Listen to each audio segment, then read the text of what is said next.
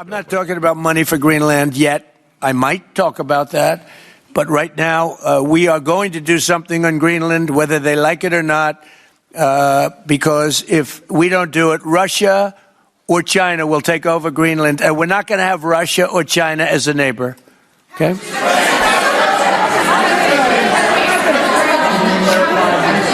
I would like to make a deal, the easy way, but if we don't do it the easy way, we're going to do it the hard way.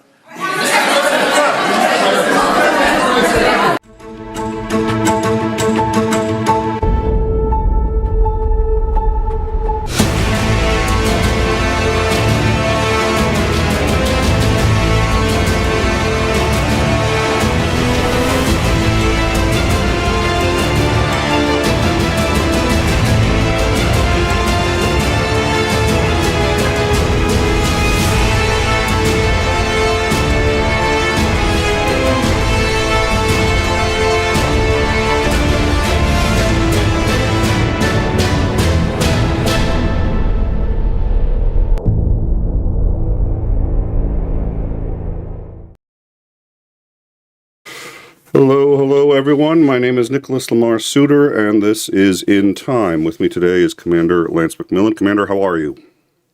I'm doing great. Glad to hear it. And I know you were on the shills just a short while ago.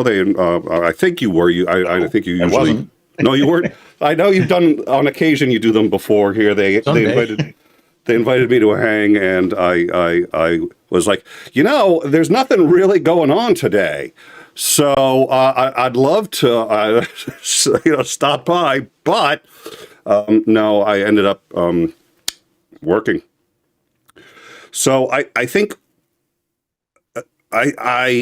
we've known for a little while that this country is in a good deal of trouble, and I think we're starting to really see that come out. Now, we've been speculating on any number of ways in which it could do that, through the economy, through protests, so on and so forth. The economy is actually surprisingly intact, which caught us all off guard, but not complaining. At any rate, I shouldn't have said anything. You know what? Let's just take that. Can we just rewind? Is there a replay button? Because I don't want to.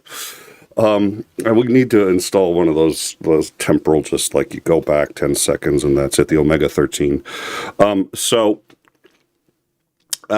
What I see, we're trying to give some form as to what we're looking at. Now, first of all, In Time does cover protests when they get large and significant enough. I've been watching Merck and Chungus, and they've been covering them, and Merck is Merck, so he's down there, just doing it himself, which I have always genuinely admired.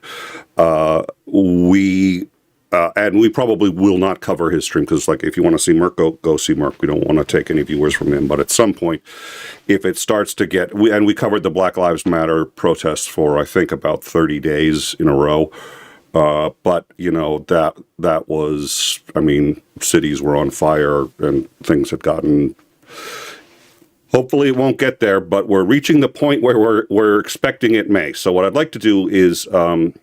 I guess what I'm trying to say is we're not ignoring the protests. There's a lot of sources for the protests right now that are direct, that you can see that we, wholeheartedly endorse, that I even myself watch. And if and when it gets to the point where it's constant breaking news, we'll be live. We'll be covering it. So make sure you hit the bell and get your notifications and join us on the Discord. I'm going to break up today into three basic chunks. The first is what's happening with the protests and with Trump's threats to either attempt to deploy the National Guard or invoke the Insurrection Act. What's happening with ICE and their escalation of violence, because they've absolutely escalated violence. So that will be the first segment. The second segment will be what's going on with Greenland. What's the likelihood that something's going to happen there, and what would be the consequences of that? And then the third segment will be, and we may need four, the economy and or Iran, which at least is for now how did Iran go from we're breaking because they're closing the airspace to like, no, they're on the back burner? This has just been, oh my God. So let's start, Commander. Interesting times, Nick. Interesting times. I know. Listen, I can't. Titan was good enough to. I don't know where Titan found a flogging machine, but he found one. He said something about it was in his basement, but at any rate, and it just flogs people. So we're gonna string up a Xandering and just keep flogging him. That ended every show for like 3 years with "May you live in interesting times." Thanks. What is your assessment of what you're seeing in specifically in Minnesota and or in the larger context, if you feel it's necessary? I think, well, let's start with larger context first. I think what we are seeing is a deliberate attempt by the administration to provoke an incident that will allow them to invoke the Insurrection Act, deploy troops, mass arrests, what have you. They want the public to do something significant enough that will allow them to get away with doing that. So I think it's pretty clear that ICE has been given deliberate marching orders to be as aggressive and provocative as possible. And we know they've tried this in other cities and it just kind of fizzled. But the whole thing with Minnesota right now, it looks like it's on the cusp of going hot. And so they're doubling down. We know they're sending, massive numbers more ICE agents and, other federal government operatives who may or may not be actual government employees up there to get the situation boiling. The sad truth is they will probably succeed. I think Walsh initially, with his decision that he was going to mobilize the Minnesota Guard to go and protect citizens in Milwaukee, in Minneapolis, I'm sorry.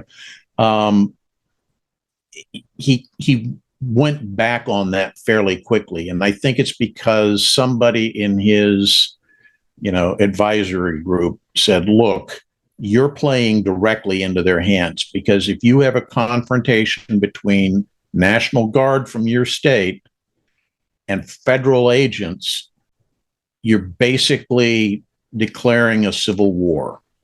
I mean, that's not much different than firing on Fort Sumter. So that's why he backed down fairly quickly about doing that. And I think they saw that. They figured, oh, well, if we keep rattling that cage, they also see that people are getting out there and protesting louder and in larger crowds and being more in your face against the ICE agents. They're hoping that something will break. So I think this is very much a deliberate act on their part to be able to do that. The question is whether the Insurrection Act will apply solely to Minnesota, or whether he'll decide he's going to extend it across the entire nation. And if it's across the entire nation, it would not be beyond the likelihood of him, saying, okay, well, arrest every elected Democratic official, governors, representatives, senators. They're all part of the insurrection against the government. And at that point, we are in a civil war. It's unavoidable. And I think that's honestly what he wants. You've said it before, and I really liked what you said, which is we've been in a civil war for a while. It's just been a cold civil war. But yep. I appreciate the distinction. Indeed, since Monday, really since the a woman was shot in the face, and one of the things we got a hold of was a report that said basically since 2018, which was also under Trump, ICE officers had been deliberately violating the manual. The manual said that they are not to step in front of a vehicle ever for any reason. But if they find themselves in front of a vehicle because someone's trying to run them over, they are permitted to use lethal force. So what they were doing was deliberately getting in front of vehicles, but just enough where this officer could do what he did, which is, so what he does is he gets in front. First of all, he changes the phone. At first, he has his phone on the right-hand side. As he comes around to the front of the vehicle, he switches the phone to the left-hand side. Why would you do that unless you want your dominant hand for something? Finger. Yes. He then rests his hand on his weapon and keeps coming around and stops right at the bumper. And what happens... And remember, at that point, the car is still in reverse. And she still is looking the other way. If you look, you can tell she's looking the other way, so she's got no idea. She's engaged in a two-point turn, which means she's looking behind her. When she starts going forward, you hear, and people, and I've been honest about this, that I thought perhaps he had been clipped. No. Not only was he not clipped, but he put both hands, boom, on the hood to push himself away from the vehicle because he was anticipating it going forward. He was ready for that to happen. That was the plan from the beginning. That's when he pulls out the gun and shoots her in the face, once through the windshield, twice through the open window as the car is driving by. Yeah. So I think two things need to be mentioned. Yes, sir. Number one, ICE has been aggressively recruiting people and has been basically throwing the, I don't know, training manual, recruiting manual, whatever you want to call it, out the window in doing so. People who have applied, they're not getting background checks. They don't even bother to screen them for their drug tests because there have been people who submitted false applications, got accepted, and had deliberately submitted tainted, urinalysis on it. So we know that. We know that the entrance exams that ICE is administering, a significant portion of the applicants are allowed to take them open book, which is not the way it's supposed to be done. It's supposed to be done. You study and then you take the test. They get the open book and they're still failing the test. And still being admitted after they failed. Yep. So they're desperate to get any idiot in the world, particularly the mentally unbalanced, the violent. And you look at the leaked documentation that people have put together of ICE agents, and it's a litany of, domestic abuse, petty crimes. Just, these are criminals. They're literally hiring criminals. Which is ironic, considering that these are the people that apparently we're supposed to be getting kept safe from, right? He's deporting the criminals first and the... Right. But that's been the way with this administration all along. Whatever they accuse somebody of is something they're guilty of. So every accusation is a confession. That's item number one. Yes, sir. Okay. Yes.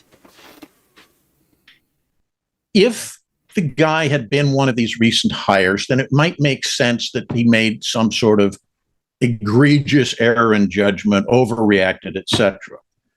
Except the agent in question who shot Good had been an ICE member for 10 years. He was actually one of the trainers. So he knew precisely what he was doing. He knew that what he was doing violated their manual. He knew he was violating ROE, et cetera, et cetera, et cetera. Yeah. You don't do that, particularly with that level of seniority, unless you've been given direction from a superior to do it. So somebody told him, we need you to cause an incident. Now, whether that was you specific to you or you as in his entire team that was out there is irrelevant. We need an incident. And they got him out of there fast. They got him out of the state, out of the jurisdiction, out of the... And then, nope, we're not going to investigate it. Nothing wrong's done wrong. Anybody who does investigate it is a violation of federal crime. We're going to send you to prison. And everything is, trying to put that spin that, oh no, we did nothing wrong. We're not the criminals. It's reminiscent of that that comedy sketch of, are we the baddies? You know which one I'm referring to? Sounds so familiar. I know somebody in the live chat's going to have it. It sounds so. I can't remember the names of the comedians. It's a British comedy group, but it's two guys wearing SS uniforms, and one of them, Is it Monty Python? Yeah, no, it's not Monty Python. I've been wondering, have you ever noticed our collars? We've got skulls on our collars. Are we the baddies? And that's kind of where we are right now with this whole situation of anybody who's in ICE really has to either have lied to themselves that, oh, I'm doing it for the good of the nation, or they know that they're doing something wrong and don't care. I'd like to point out, too, that it's been reported that ICE has been... Webb, thank you. Who was it? Mitchell and Webb. Mitchell and Webb. That ICE has, in fact, been explicitly told to start ramming vehicles and suspects, which they've done. They caused an 8-car pileup on a freeway on Monday. They rammed from the rear Christina Rank. She's a 25-year-old classroom assistant, born and raised in the United States. Her mother, born and raised in the United States. No reason they got rammed.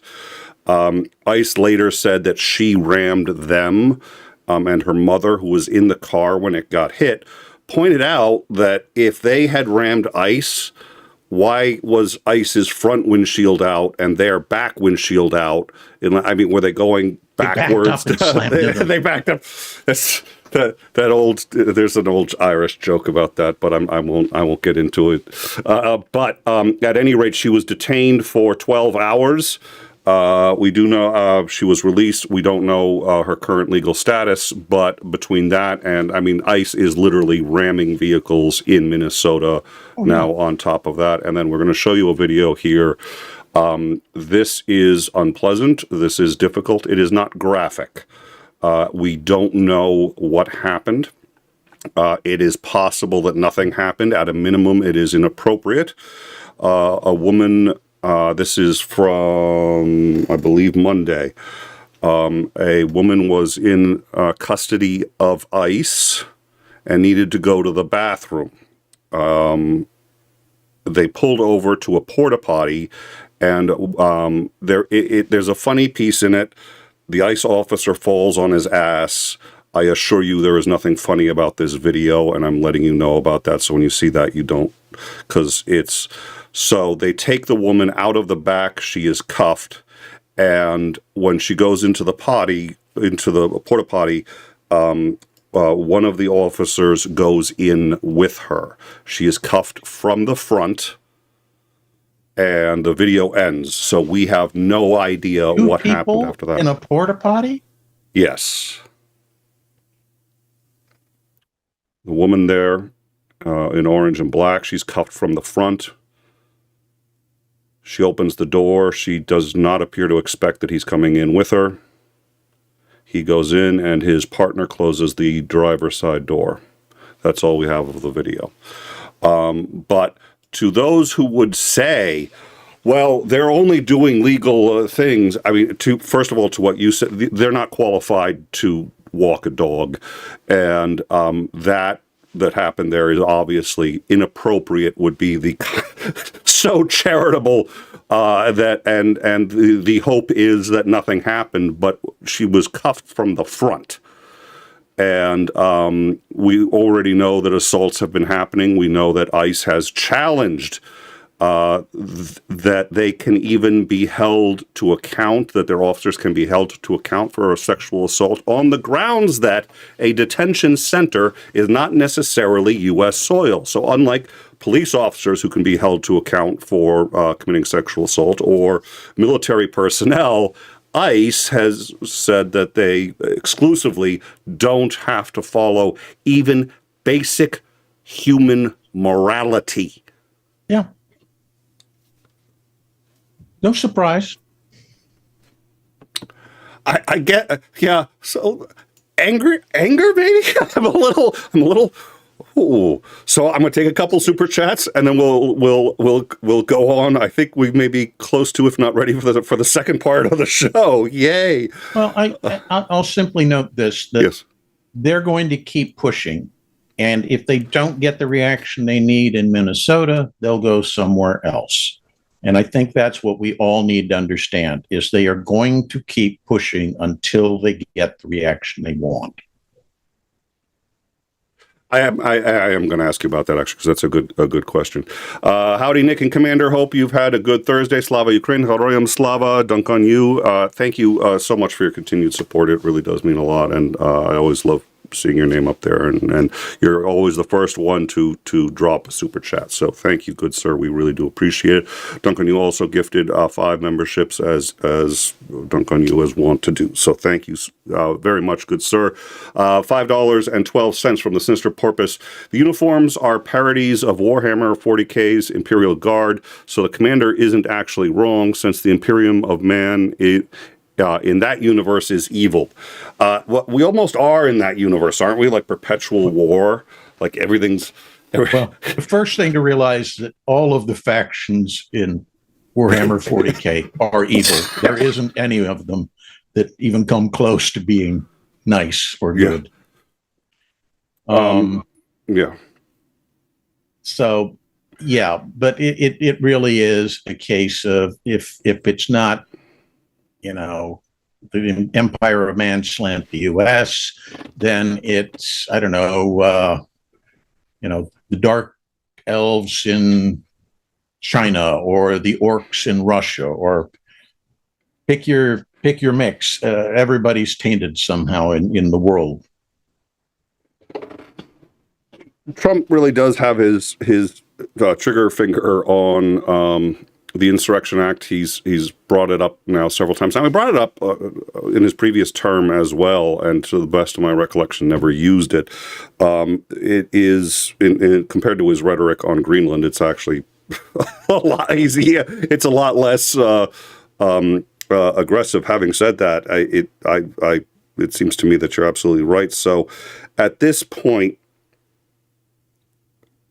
how close do you think we are? We days from something like that happening? I mean, we're going to be watching it tonight, but honestly, I can't tell you. Okay. It's one of those, like the assassination of Franz Ferdinand in Sarajevo that led to World War I. I mean, yeah, there was a plot. They wanted to assassinate him. They tried. It failed. It should have been over at that point. But he decided he needed to go visit the hospital to talk to the injured. And the driver didn't know what was going on, turned down the wrong street, and literally drove right in front of and stopped in front of Princip, who was the assassin who killed them. I never heard that. Oh, yeah. I mean, it's just like, it's so bad the way it plays out that you can't help but think, it's a JFK level conspiracy kind of thing. And there are conspiracy theories that say that, like Austrian secret police were trying to kill him because he's a reformer and such. That's irrelevant to the discussion. What I'm saying is we are now at one of those kind of junctures in history where anything can be the tipping point. But at the same time, you just might get lucky and navigate down that street and come out the other side with nothing wrong. You don't know. And I think that's kind of where things are, at least for us domestically, is how long can we hold out without causing an incident? And will that be long enough to bring down Trump and the MAGAs? Your guess is as good as mine. Well, and that's why, and it's been hard to keep bringing up the Epstein files because everybody's like, it feels like 3,000 years ago. Yeah. But that's, I mean, my wife read me a joke that one of her friends had written. She says, it's like being in a car. You're in the back seat. You're one of the kids. Dad's in the front seat driving, and he's drunk off his ass. He's the driver. We know who he represents in this story. Mom is sitting next to him in the passenger front. She doesn't want to say anything because the husband's abusive and will beat her if she says anything. So she's just sitting there being quiet and not doing anything. And the other children in the back seat think this is just hella fun because, it's like being on an e-ticket ride at Disneyland. And you're the only one that's aware of just how freaking dangerous life is right now. That's kind of what it feels like in the modern context of our world. I see no indication that. So first of all, Speaker Johnson, what I like about Speaker Johnson is he is so much of a sycophant that you can pretty much tell what Trump is thinking by what Johnson endorses before Trump even does it. Yeah. Somebody pointed out that Johnson is where he is because he's compromised. There's speculation because the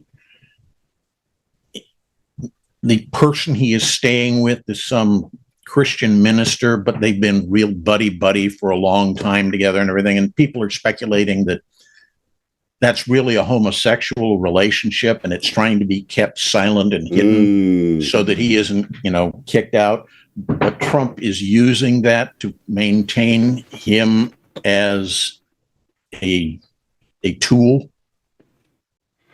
I can't say whether it's true or not. I'm just saying that's one of the rumors that's circulating.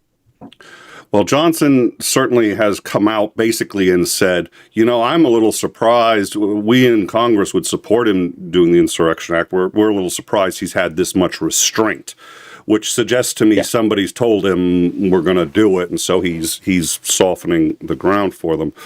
But I've also heard nobody mention that in like 2 weeks, Congress runs out of, it doesn't run out, the government shuts down because there's no funding past 2 weeks. They just kick the can down the road. 21st is when the continuing resolution expires. Oh, okay. I thought it was okay. So 21st, so then it's a week away. Nobody's talking about it. There's no way they're going to have resolved any of their issues. And well, Trump has already said that if there isn't something done, his plan is to cut all try that in English this time, federal funding for blue states. So the red states will continue to get their money, but the blue states will all be cut off. And when you consider that even in most relatively well-off states, federal funding still accounts for roughly 25 to 30% of your budget. Yep. Yeah, that's especially California, Massachusetts, a number of states are looking at a 30% hole in their budget all of a sudden. And if he does, as he appears to be suggesting, which is cut all of it, not just, just cut everything. Yes, so 100% of all funding to anything in a blue state gone. Any thoughts on how the blue states are going to respond to that? I mean, but let me rephrase that. The blue states are going to go to the federal court. Yeah. Trying to provoke a reaction. And if the blue states do something like, well, if you're not going to fund us, then we're not going to provide you with X, Y, and Z, and we're going to arrest all your federal agents. Boom, Insurrection Act, ta-da. That's all part of this larger plan to provoke the reaction, allowing him to effectively cause the Civil War. Well, he seems to have thought this out, or somebody has thought it out for him. Miller, Well, Miller, and by I the think way, that's one of the key things. I don't think he's really in charge. He changes his tune almost on a daily, if not hourly basis at times. And I think it's literally a case of whoever happens to be in the room speaking for him gets to make him say what they want. You know, they stick their hand up his ass, flap the puppet's mouth, and it says something. And then wait a couple hours or a day, and somebody else is the one with their hand up the puppet's ass.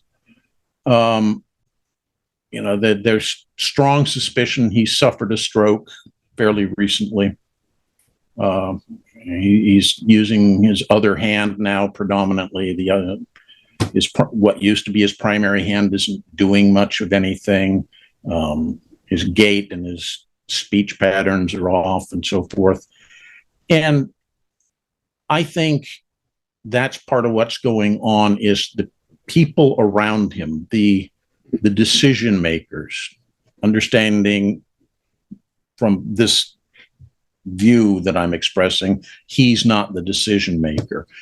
And in a lot of ways, it's kind of like it was with Hitler in the last 2 years of the war. It was the people around him that made all the decisions. And he just kind of nodded until something struck his fancy, and then he'd start screaming at whatever it was. Well, and then here's I think that's kind of what's going on. And they realize that the house of cards is about to collapse. And so they're getting increasingly desperate to lock in a solution that guarantees their positions, guarantees that the 2025 plan is carried out to its full extent, all of that. That's what the real objective is here. And as they're getting more and more desperate, they're trying more and more desperate things to make sure that that happens. It certainly does feel like the last week has been a dramatic escalation in U.S. involvement in world events, and I would include a civil war in the U.S. in that.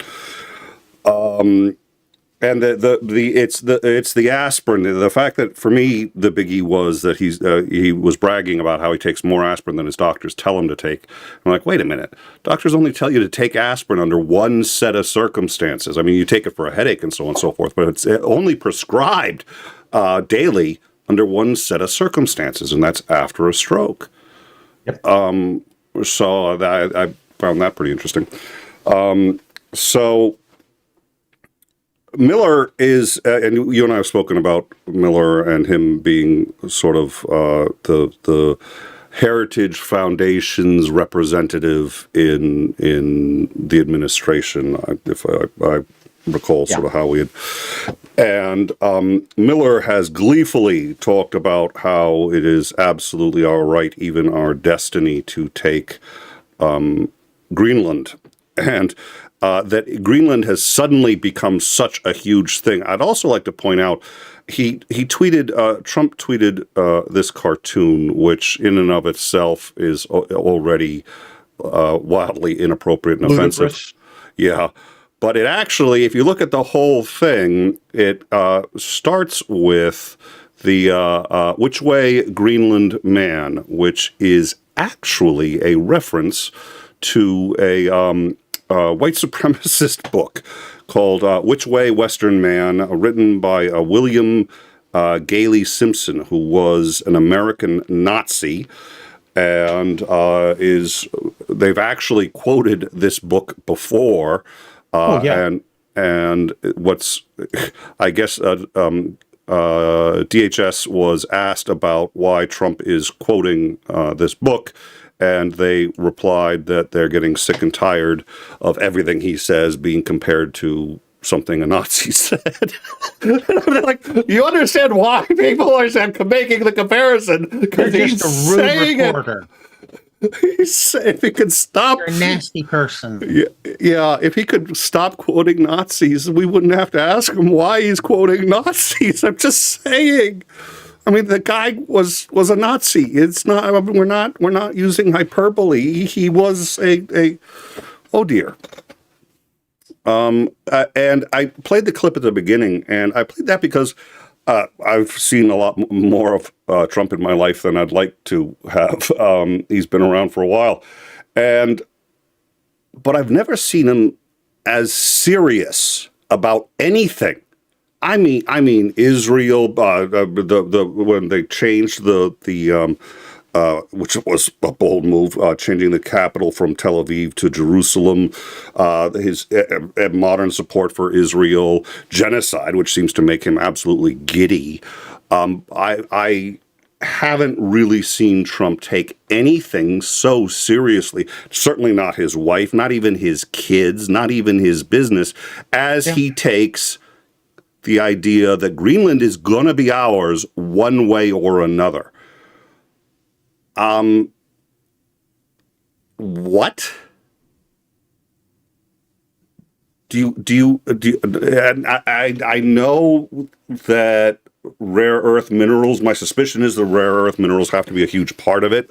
Miller mentioned them. That's a part of it. There's a lot of suspicion that it's the tech bro side of the supporters of the administration, because they want to build their giant AI data center that would not be limited by any laws. What they are calling the White Enclave, I believe. There's all sorts of speculation. The only thing to me that suggests that it's not something that's likely to happen in the immediate near future is that you would expect to see staging of U.S. forces if they were going to be going into Greenland. And we haven't seen anything like that yet. CNN did a marvelous, I thought, let me see if I can find it real quick, breakdown and analysis of what the possibilities are. Okay, it's possible that this is all just bluster. And they go, okay, he's done that before, we've all seen that, but here's why we don't think it's that. And they go through all of the various possibilities. And the final conclusion that they reach, at least the analysis at the CNN desk reached, was that at this point, first of all, not only does he really genuinely seem serious about this, but he has said and committed to doing it so many times so seriously that if he doesn't, it's going to be remembered as one of the failures of his administration, which he's not a big fan of failure. So he's almost... But we had the failure to build the wall. We had his entire political life is a litany of failures. I don't think that really would be a concern to him. I think Greenland, at least at this juncture, is one of those many pieces of wet spaghetti that he's flung against the wall that he is hoping will stick. And what was it? The latest thing I saw of polling data was something like 83% of Americans are opposed to the idea.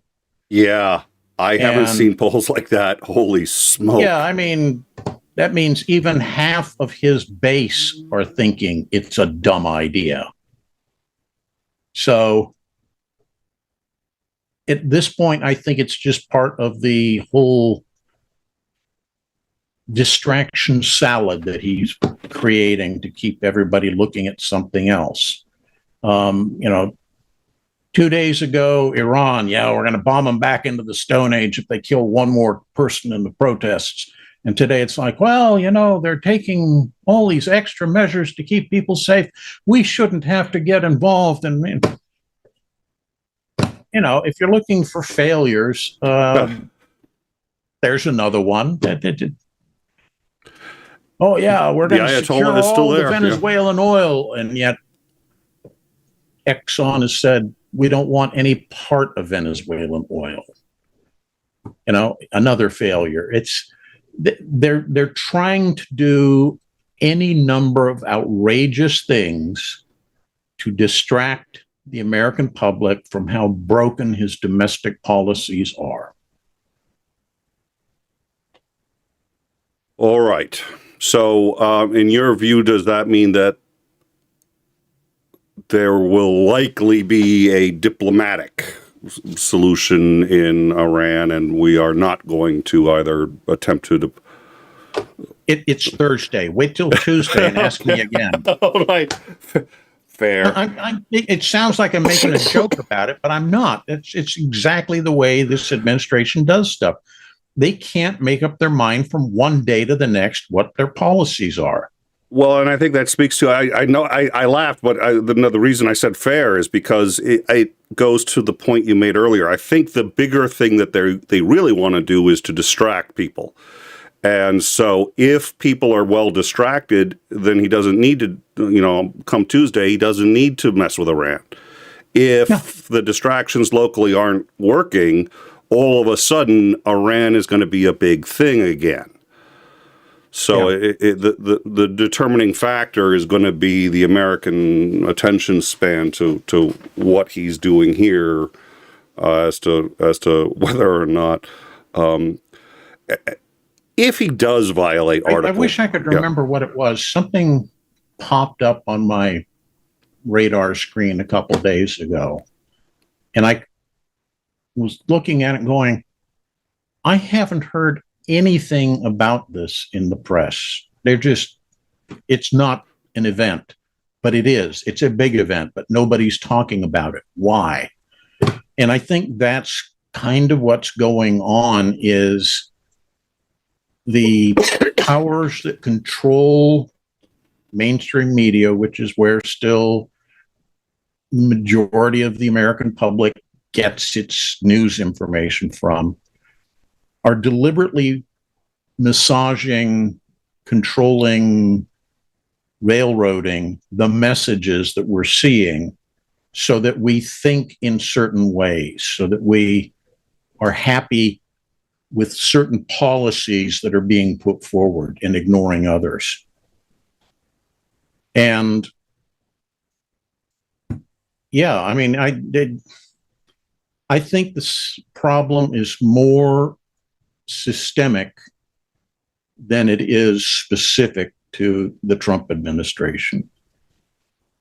And I think, as I mentioned to you before, I think I've done it on this show, so people who watch regularly be aware, I think a large portion of the genesis of all the problems we're facing, not just in this country, but across the globe, has to do with the fact that so much wealth has been concentrated into the hands of such a tiny, tiny few people.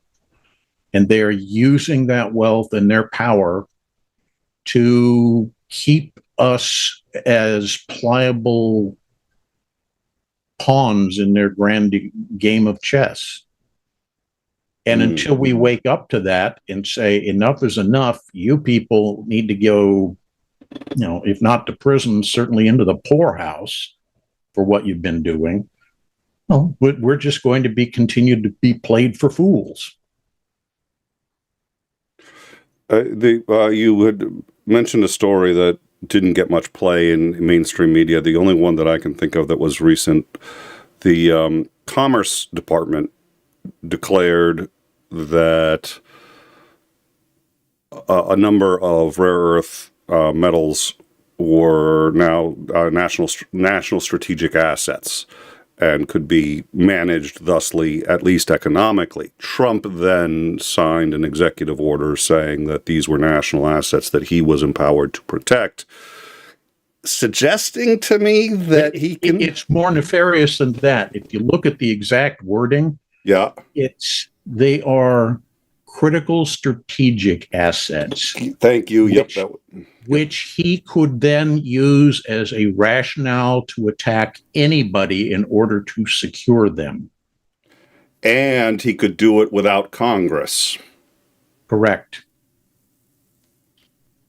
And that's part of what's going on, which is this whole thing. We had enough people to put a motion forward. 5 Republicans were in line. We're going to limit Trump's ability to do stuff in Greenland or Venezuela or whatever it was, or Iran.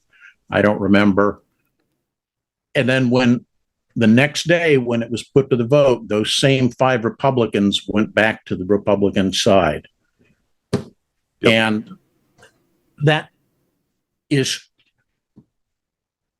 very, I won't go so far as to call it proof, but it's certainly highly indicative of the amount of pressure that's being applied to people.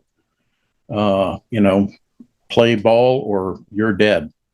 And we know that there have been some Democratic officials who have been receiving hundreds of credible death threats.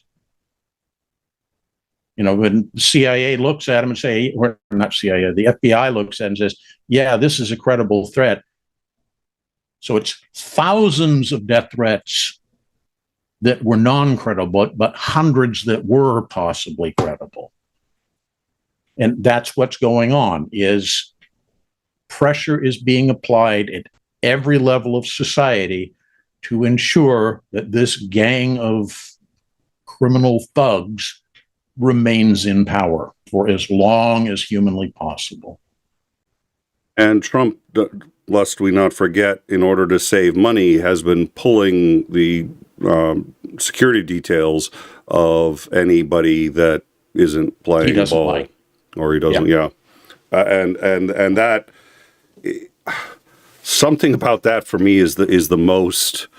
I don't know, that kind of gets you. It's just sort of like that's as close to witnessing him ordering an assassination. I mean, he's just basically like, I don't like how you voted. Your security detail is gone. And I'm going to tell everyone, won't anyone rid me of this? Let's be sure to make sure. Let's be sure that people understand. Most elected officials, congressional officials in the Senate, don't have security details. I think it's the majority and minority leader, and maybe the whips, and that's it. So most of these people, if they're feeling insecure, they want to hire their own security details. Well, I know he pulled Obama's detail, and he pulled Biden's detail. He pulled Biden's son's detail.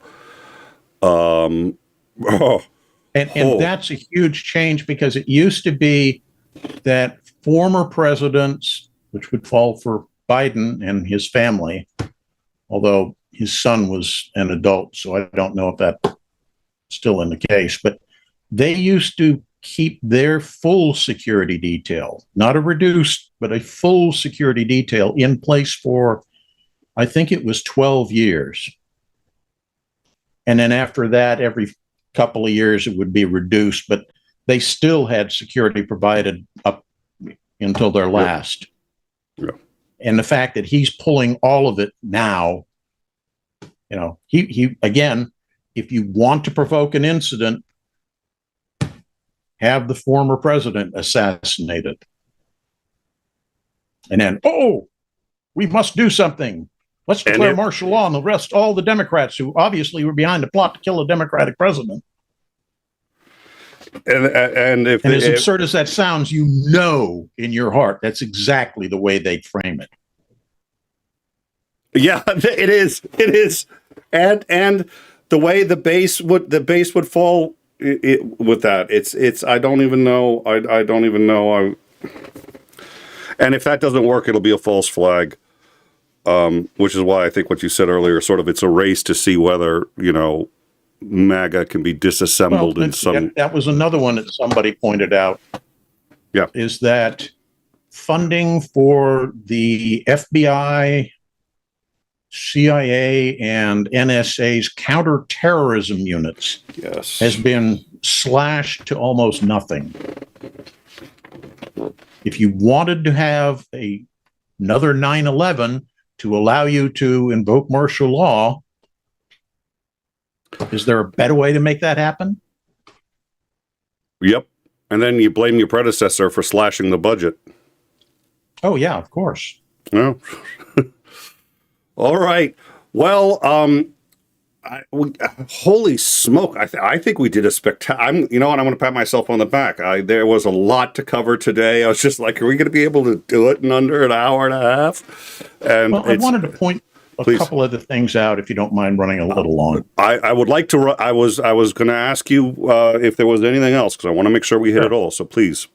So, one of the giveaways, if you will, for indicating whether U.S. military action is in the offing somewhere, is to figure out where the U.S. carrier groups and amphibious groups are stationed at any given moment. Typically, we have 11 well, not typically, but we have 11 carriers. Typically, there will be 3 of them deployed at any given time. Another 3 will be in workup cycles. So in other words, they're not fully qualified for operations yet. They're training their air groups, doing voyage repair training stuff, what have you. And then another 3 are going to be in long-term maintenance. So there's not a lot of spare weight in there. Yeah. Okay, so currently we have the Ford carrier group in the Caribbean cruising off of Venezuela, doing whatever important painting military ships to look like civilians, because that's not a war crime. Right. Yeah. We have the George Washington carrier group that's currently up in the it's in Japanese waters. I think they're doing a port call in Yokosuka right now, but they're kind of the Pacific ready ship. And we have the Lincoln carrier group that's currently steaming in the direction of the Persian Gulf. They're probably a week and a half away from there, give or take.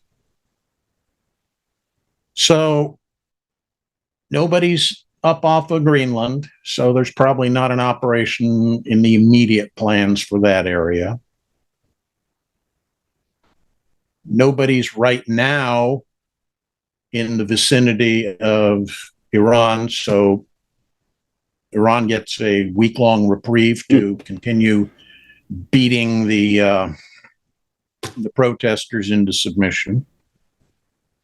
And they're good folk anyway, we don't want to aggravate them. Well, especially if they might also give you an airplane. I mean, why have one airplane when you could have 2? Exactly.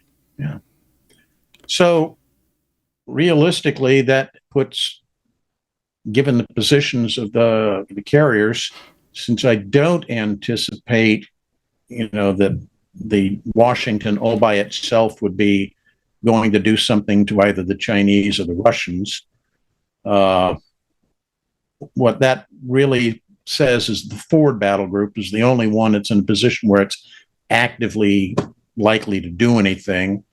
So it's either more fun and frolics against Venezuela, or maybe we're doing something to Cuba.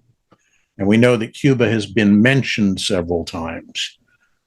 And if you wanted to distract the Cubans from something that you were planning, you start screaming Greenland real loud. I liked how you had said that earlier. I think right before the show, you're like, oh no, it was when we were playing the clip of him going, Greenland, we're going after Greenland, and you're just like, can't wait to telegraph, so that they can position. So the fact that he's so adamant about Greenland suggests to you that maybe it's Cuba. I'm not saying it is. I'm just saying that the insistence on Greenland being so super hyper important when we don't really have anybody in the area to support that kind of an operation. I mean, yeah, we've got air bases in Maine, but that's a fair commute. Short-range tactical aircraft, it's not close enough to really do anything. And the Canadians have already, and Brits, have both said that they are unwilling to allow us to use their territory to stage any such attack out of. So if you're going to go to Greenland, you're definitely going to want at least one carrier up there.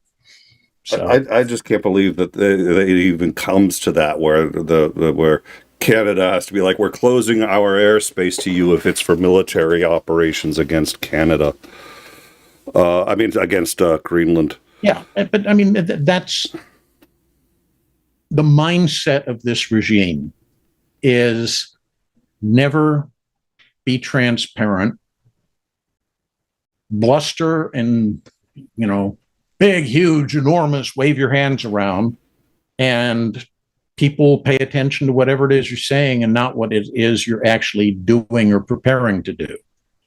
And we've seen that before. And I think what's far more concern that we should be focused on than international adventurism, at least where things stand right now at the close of this week, is what's going on internally. I think that's more likely to pop than anything on the international scene. Internally as in the U.S., not internally as in within the administration. Correct. Let me ask you this, though. Cuba, he has mentioned a few times. Colombia, I think, would be more important, but he seems to have mentioned Cuba. Do you think, is one more important to him than the other, and if so, why?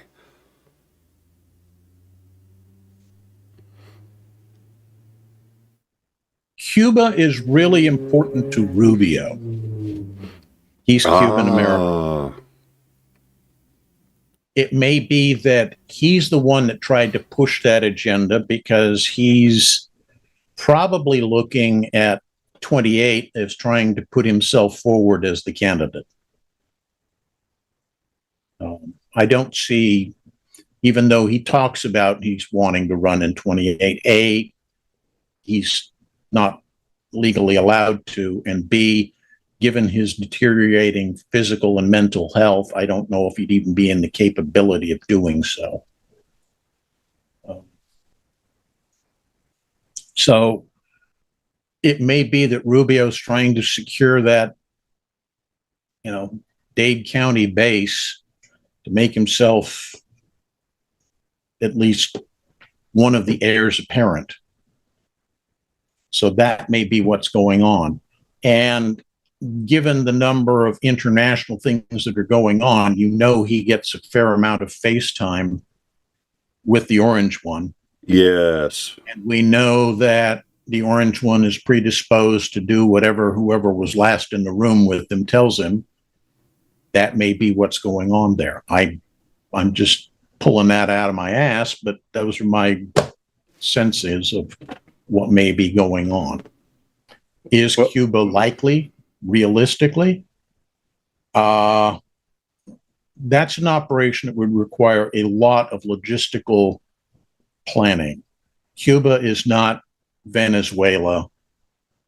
It has a fairly large army, and it's trained for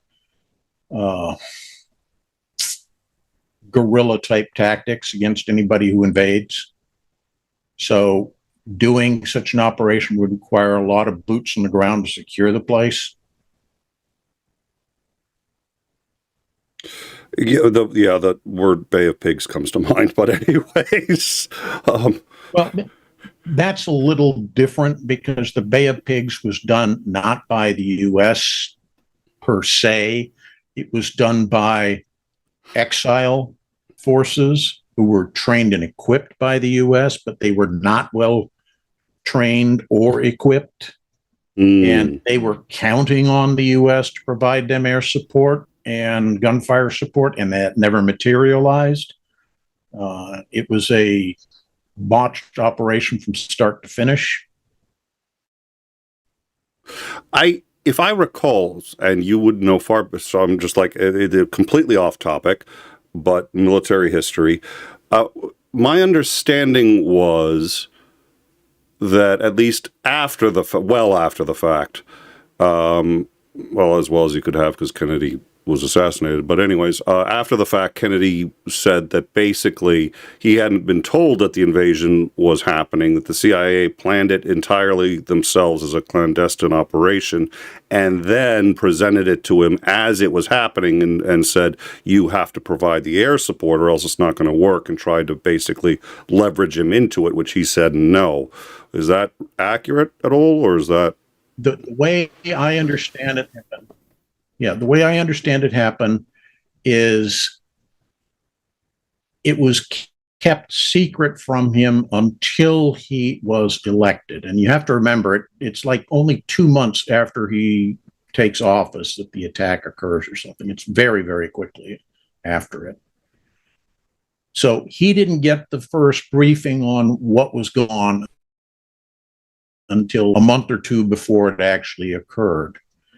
And the way it was sold was that, oh yeah, there's going to be a popular uprising. Castro enjoys no popularity at all among the people there. They hate They're him. Going to throw flour. The oil's going to pay for it. Handbasket. We're going to get Mexico to pay for the wall. Batista was so well loved, and these are his people that are going back in, and he will be, returning to the island by popular proclamation within a mere matter of days, et cetera, et cetera. And I mean, the CIA didn't even bring in people with amphibious planning backgrounds to help with the event. So one of the predictably stupid things they did was they put all their medical supplies and ammunition and everything else on one ship. What ship do you think it was the first one hit that sank as soon as the Cubans started responding to the attack? Oh. So troops land on the beach and they're out of ammo almost immediately. Wow. Well, it's I think, and I'm sure there are books out there that at some point after, we'll do a downtime and you and I will talk about, and you will run down for me, if you would be so kind, books on military screw-ups, because it seems to me like there are so many ones that just go. There's so few to talk about. Yeah, I know, right? It's like every operation just goes. Well, I love that phrase you taught me. The what is it? No plan survives contact with the enemy. Yeah. Anyway, the landing starts going to hell almost immediately.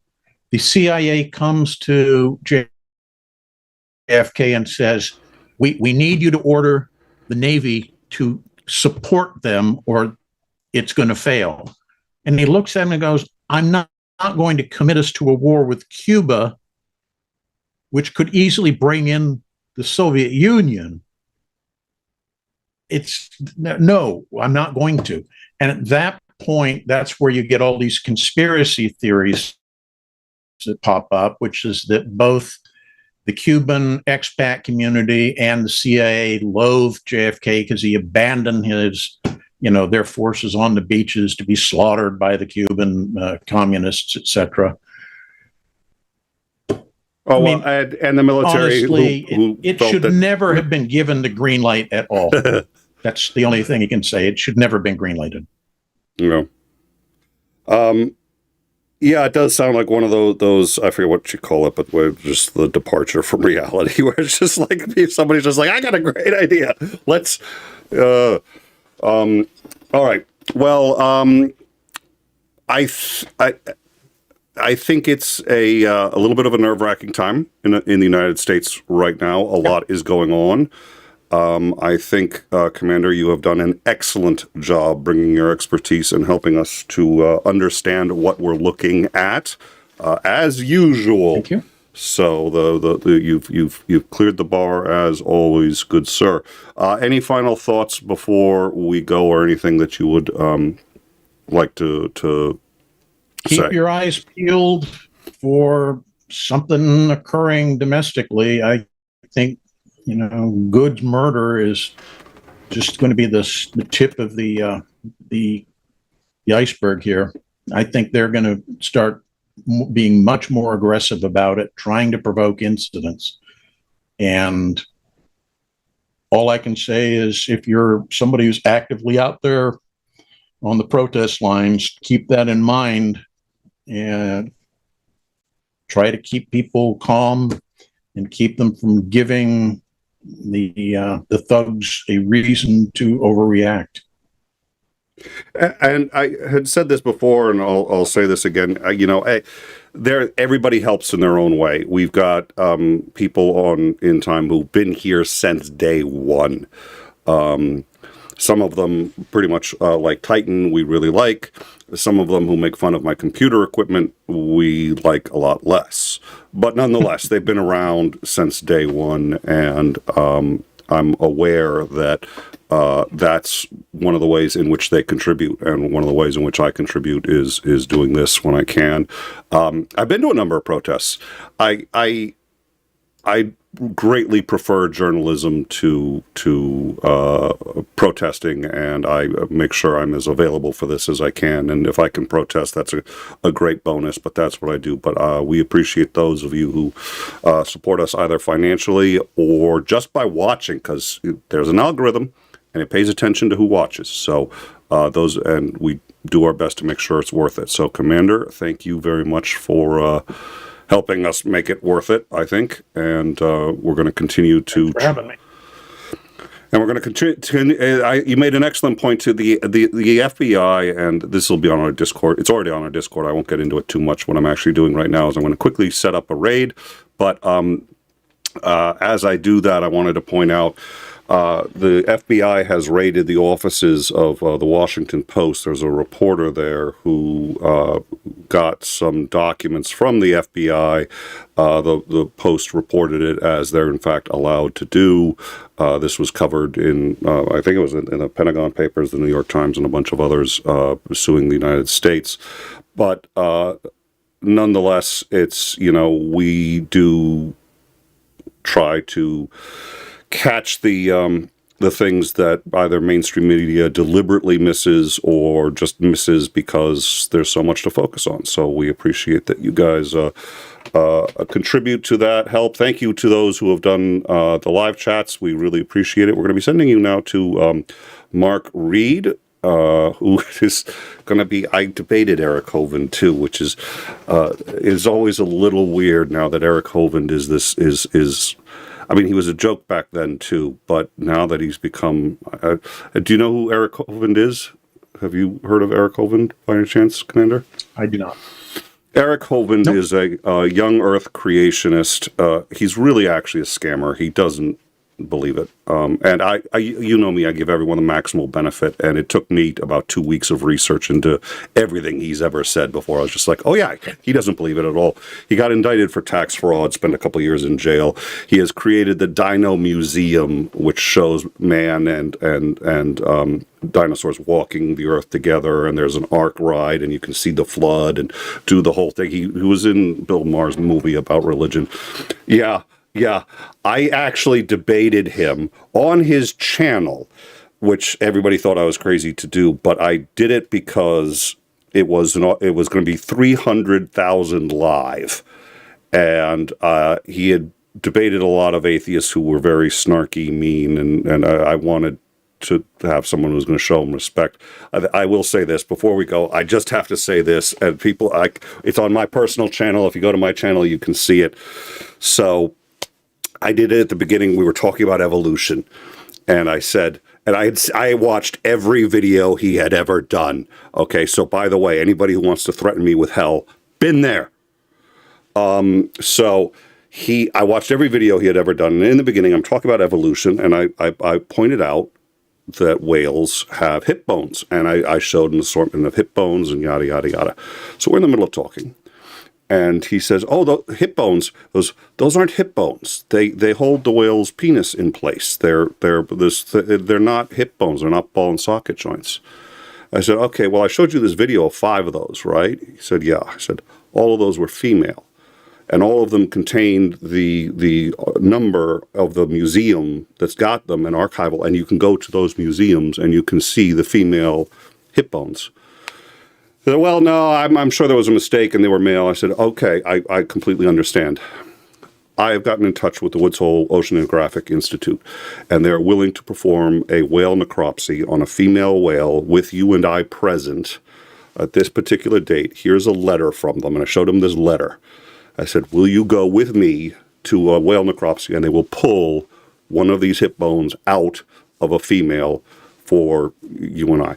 They're just like, "Oh, wow, well, it's going to cost a lot of money." I said, I totally understand that. That's why my channel has already agreed to fund the entire trip for you. We will pay to have you come out here, stay, do the thing. "Well, if it was closer, I'd love to do it." I was just like, "Well, is there, what's close to you?" "Well, there's..." Look at the time. Yeah.